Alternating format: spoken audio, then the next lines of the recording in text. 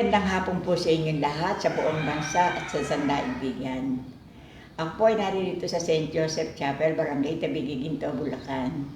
Sa kadahilanan po, ito pong lugar ko ay dinadayo ng mga taong may mga karamdaman at naniniwala.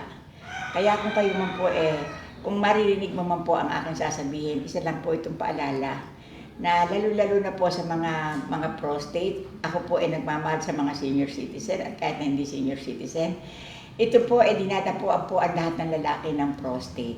Sa pamamagitan po ng aking pagpapaliwanag na pagpapainom ng langis na tatlong beses, tapos po alaga po ito 15:30 at ganoon din po sa mayoma ng mga babae para po maiwasan ang kanilang operahe sa breast cancer. Matapos po mabanggit ko po ang lahat na ito, syempre po, mainam po yung hanggang akong may konti panlakas, ako po yung nakapagsasalita na. Syempre po, pag wala na ako, tigil na po ito. Kaya po sinasamantala kong lahat ang mga magagandang pagkakataon para sa mga tao. Ang tangay ko lang pong maipagbibilin sana sa mga magkasama-asawa, magmahalan ng tapat, at huwag nang lumiko. Itanong niyo po sa akin kung bakit. Kasi po, kapag po liliko, nandoon po ang problema, kawawa ang mga anak, kinakailangan po na dumiretso tayo ng daan para po maging maganda ang landas ng buhay. Ibabalita ko rin po sa inyo, hindi baling mahina ang kita, basta po maayos lamang ang mga pamamaraang ginagampanan. Aanin po natin kung tayo ay lulubog sa masyadong pinansyal at ito naman po daya lamang. Kaya ako po naririto na nananawagan sa mga mag-asawang nagmamahalan na huwag silang pupunta sa maliligwak.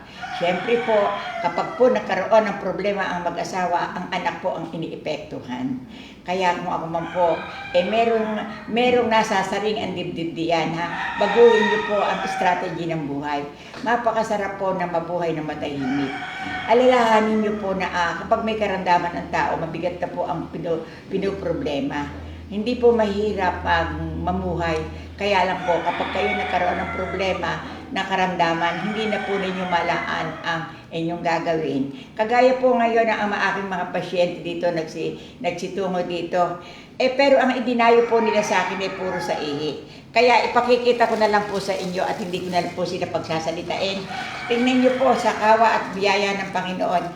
Inalis ko po ang mga bara, kaya lang po talagang pinagpawisan po ako ng sobra. Kasi po, nakapileti po yung barado sa bagting ng ari ng kalalakihan. Kaya po talagang kinakailangan po na ang langis po ay nagpapadulas. Talaga po una Diyos ay pangalawa po ang langis ang ang tumutulong sa akin sa aking panggagamot. Kaya po huwag niyo pong babaliwalain para po diretso ang inyong ihi. Napakahirap po ng ihi na pakonti-konti sa gabi. Abala po yun. Kaya po kung kayo man mayroong mga barado sa ihi, naririto lang po ang mother pa rin na kung hanggang ako'y nakakahinga pa, nakalaan po ako tumulong sa inyo. Kaya mga anak na nabilang, pumalakpak naman kayo. Isang pasasalamat, lakasan nyo, isang pasasalamat natin sa mahal na Panginoon. Palakpak. Panginoon, na sana tuloy-tuloy na itong aking ginagawa sa inyo, na ang aking panggagamot isang beses lang pumunta dito, okay na. Kaya ang aking pananawagan sa buong kapuluan, ihanda ninyo at nakaredy ang mother pa rin sa lahat ng bagay. Magbabaon kayo ng pagkain, langis, at lahat ng request ko, ibabaon nyo na para hindi na kayo magbalik-balik. Kasi napakamahal ng arkila ng sasakyan. Kaya isang magandang hapon po sa lahat na nakikinig sa akin. Ang prostate, ang colon, ang baradong ihi, ang tumataas po ang creatinine, huwag po kayo basta-basta magpapadialysis, uminom muna po kayo ng langis. Kasi po kapag po kayo dinialysis, pang lifetime na po yun. Talaga po na mauubusan kayo ng pera. Tuloy-tuloy po yun. 3 beses isang linggo, 2 beses isang linggo. Wala pong katapusan hanggang sa matapos ang buhay. Kaya ang aking pong paliwanag sa February 2024, isang maligayang pagpasok ng Diyos sa kanya-kanyang pintuan. Ayusin po natin ang lahat ng bagay para po maging karapat-dapat tayo. At lalo-lalo naman po, nananawagan din po ako sa mga new generation. Ang tangi ko pong mapapaliwanag ko po sa mga new generation, nananawagan ako sa inyo na huwag na kayo magbabara ng napakatigas. Tapos, nakabra kayo maghapon, tapos maliligo kayo, nagkakaroon ng depresya ang ugat. Ang tangi kong masasabi sa inyo, gagalaw-galawin niyo yung ugat ninyo sa gabi.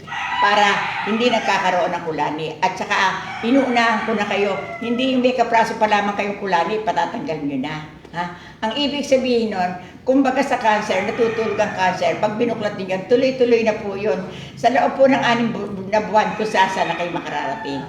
Kaya, naririto pa rin po ang Mother pa rin ng Bulacan na nagpapayo rin po ng langis sa matris ng mga kababaihan para po nadudulasan yun. Kasi po, sasabihin ko rin po sa inyo, natitigang po yun. At ganoon din po sa matatanda.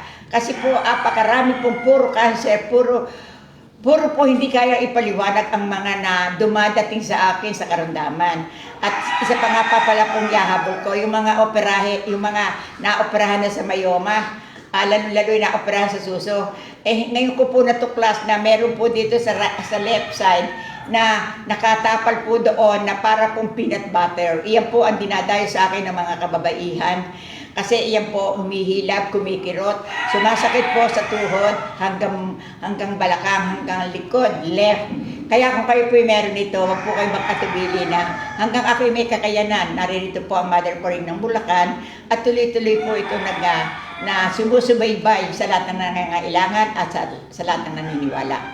Kaya ang pagpaharap ko po sa inyo ulit, itinataas ko po at ang kanila pong pinagpalakaya sa akin, puro po sa ihian.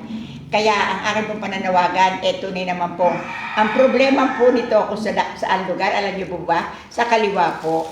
Ha? Kaya kung kayo ay naririyan, hindi man kayo makarating sa akin, uminom kayo ng langis sa 3 beses, ulitin-ulit nyo. Pagkatapos, 15:30, huwag niyong pababayaan para madulas po ang loob ng menidensya ng mga tao. Bumabati po ako sa lahat ng nanonood, sumusubaybay, nagpunta rito, tinuruan ko po kayo maglabatiba. Pero ngayon po, babasa po ako. Ito na po muli ang aking kandila ng buhay. Lahat po ito, hanggang Marso pa po ito. Inay, ano pangalan mo? Jeline. Ito po, Jeline ang pangalan. Ito po, basa ko. Ikaw anak ay narito, kita'y pinagmasdan. May itsura ka aking anak, kaya ito'y pag-ingatan. Basta wag kang pasusubok, wag kang patutokso kanino man para maging maganda at malinaw ang buhay. O anak ko Jeline, hindi mo malilimutan ang winika ito sa rosas ng kandila na iyong hahawakan. Hindi mo sisindihan panghabang araw, may pag-asenso ang buhay mo. Ingat lamang at magmahalan kayo at lalo-lalo na ang mga pinasimulang mong mga magulang. Ituring mo, ayusin mo at ang respeto ay ilagay mo. Amen. Tayo. Ano masasabi mo sa sinabi na tayo? Ano masasabi mo sa hawak ng kandila? O dyan si Kamarap. Ano masasabi mo? Maraming salamat. Maraming pong salamat sa pinayo po ninyo sa... Okay. Ito po, ang sabi ko niya, ulitin ko, maraming salamat daw po sa pinayo ng mahal na Panginoon sa kanya. Hindi po ako yun. Binasa ko lang po yun. Okay. Ikaw ate. Ano pangalan mo ate? Leola po. Leola. Palayaw. Loling po. Ha? Loling po. Isang magandang pabalita sa iyo, Loling. Marami kang pinagtiis sa sakripisyo at hirap, pero hindi ka ba nagagalak? Naitagpos mo naman ito. Kaya pag may karamdaman na ang pamilya mo, talagang hindi ka na mapakali. Mapagmahal ka, mabuti kang ina. Mabuti kang ina na umilaw sa pamilya. Amen. Ito yun sa iyo. Ano masasabi mo sa sinabi ko? Harap sa audience. Salamat po sa mga payo sa akin ni Mother Paring. Salamat po ng madan. Anak, hindi ikaw. Ito. Ano pangalan mo? Ha? Simon. Isang magandang paalala, Simon, ang wikat banggit ko. Ayusin mo ang higaan mo, aking anak. Ang left itataas mo para bumaliw. Ito, left. Right, left. Ang lagi mo iaangat na ganyan, nadadaig ang left ng mo. Kaya lagi ka nakatingin ganyan para hindi maging tabangi ang muscle mo. Kasi kapag ikaw pala ay natutulog kung saan na lang mabaling, ganon. Kaya ngayon dito sa kandila mo, paparehasin mo ang laban para maging ayos ang katawan mo, pati spinal. Amen. Ang kagalingan ay iyong makakandaan sa St. Joseph Chapel. Amen. Umarap ka sa audience. Salamat po, Mother pa rin. Okay. Sa Nasiyak ka ba? Siyan po. Okay. Akin na kuya sa'yo. Ano pangalan mo kuya? Mio po, Mio. Naku, ganda naman. Isang magandang kandila ang hinandog ko sa iyo, aking anak Mio. sa mitya ng kandila mo. Ha? Mahusay kang tao. Diretso ka. Ha? Wala kang kemi-kemi. Ha? Basta ikaw sa katotohanan. Wala kang inaaping mga tao. Kaya binabati kita sa binanggit ng mahiwagang kandila. O, ano masasabi mo dyan? Ayo, marap ko sa audience. Salamat po. Yun yung pinayo sa akin. Okay. Palakpakan niyo naman. Okay. Kaya po sa hapong ito, ako po'y nagpapasalamat at ako po'y dumalaw sa mga tao, lalo-lalo sa Facebook. Sasalita, tayo ka din. Sasalita, tumarap ka yan. Ayan, di ba ko makakalimutan. Tayo kayo. Ha? Sa tagumpay mo yan, ha? Okay, bye-bye.